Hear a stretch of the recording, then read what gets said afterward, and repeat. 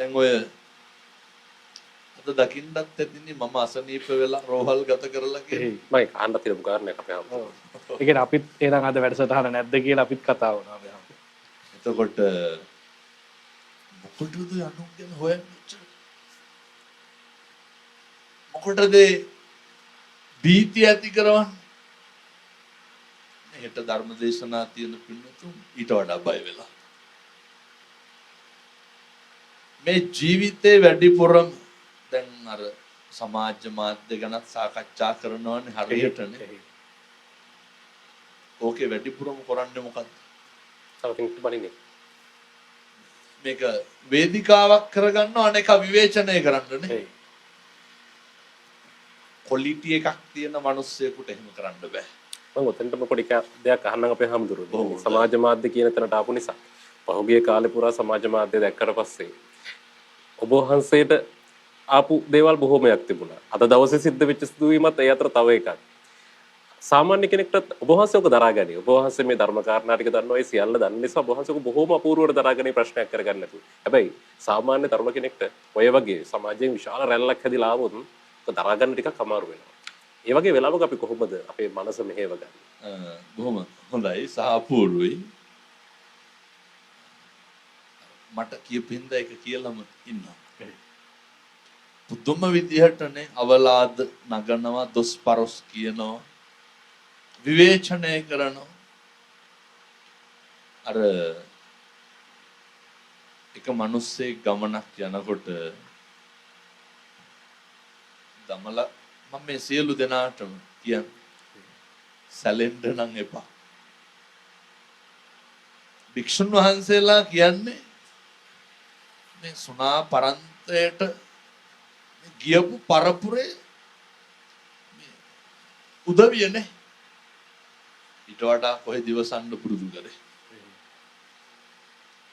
මේ ශාක්‍ය පුත්‍රයෝ මේ අරහත් ධජය දරා ගන්න සංසාරේ කොච්චර පින් කරලා ඇද්ද?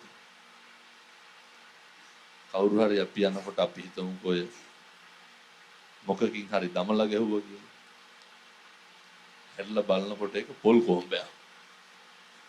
ඒක පොල් කොම්බයක්. මොකට?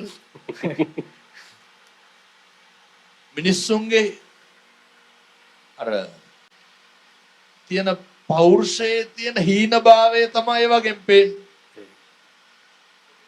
අවදාවත් පෞරුෂයක් තියෙන මිනිස්සෙකුට ඕවා කරන්න බෑ.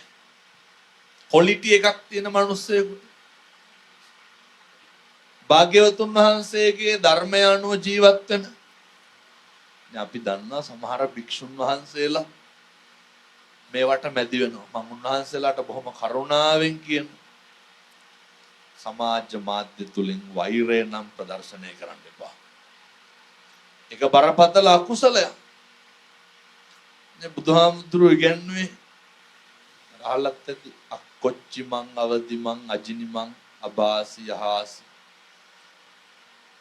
අසවලා මට බැන්න ගැහුවා පහර දුන්නා. බුදුහාමුදුරුවෝ මොකක්ද ඉගැන්වුවේ? කවදාවත් වෛර කරන්න යන්න එපා. ගහන්න පහර දෙන්න වෛරය උත්පාදනය කරන්න සුදුසු ආත්මයක් තමයි මනුෂ්‍ය ආත්ම භාවය. ඕක නැති කරන්නත් පුළුවන් එකම ආත්මය මොකද්ද? දැන් මොකද්ද තෝරගන්න? මම යෝජනා කරනවා නැති කරන වැඩේ හෙට පටන් ගමු. පොඩි ප්‍රශ්නයක් අහන්න. ඔය මේක හරි වැදගත් මේ දරුවන්ට අපේ අම්මලාට තාත්තලාට මේක බලාගෙන ඉන්න ලෝකෙම බුදුන බුදු සියලු දෙනාට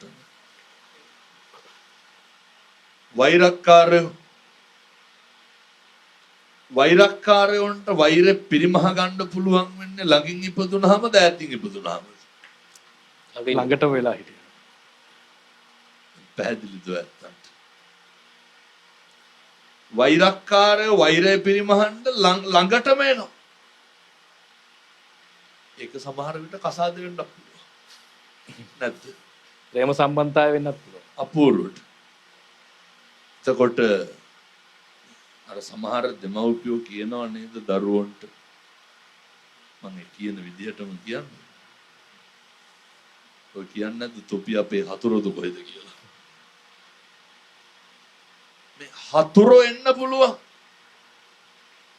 දැන් අපි කරන්න ඕන අපි දැන් හොඳටම දන්නවා අපිට අවලාද නගන්න නිඳා කරන්නේ මේ පෙර සංසාරේ අපේ වෛරක්කාරයෝ. එතකොට වැඩිපුරම අපිට අපි රිද්දලා තියෙන අපේ ළඟින් හිටු මිනිස්සුද ඈතින් හිටු මිනිස්සුද? අදටත් රිද්දන්නේ කවුද? ඔය දැන් ළඟ ඉන්න සේරම හතුරු වෛරක්කාරයෝ නෙමෙයි හොඳේ. රිද්දනවා කියලා කියන්නේම ළඟ ඉන්න කෙනා අපිව රිද්දන්න අපිට ඇති වෙන්නේ ඒ කෙනා ගැන වෛරයක්ද මෛත්‍රියක්ද? සාමාන්‍ය හිතකට වෛරයක් ඇති වෙනවා. සාමාන්‍ය හිතකට භාග්‍යවතුන් වහන්සේ පැහැදිලි කරන්නේ සබ්බේ පුතුජන උම්මත්තකා සියලු පෘථග්ජනයෝ උමතුවෙන් ඉන්නේ. එතකොට ඒ උම්මතු මේ පෘථග්ජන අපිට මේක දරා ගන්න බෑ. අපේ හිතේ නිතැතින් වෛරය ඇති වෙන්නේ. සමහර විට ඔය වෛරය පිරිමහන්නේ කොහොමද?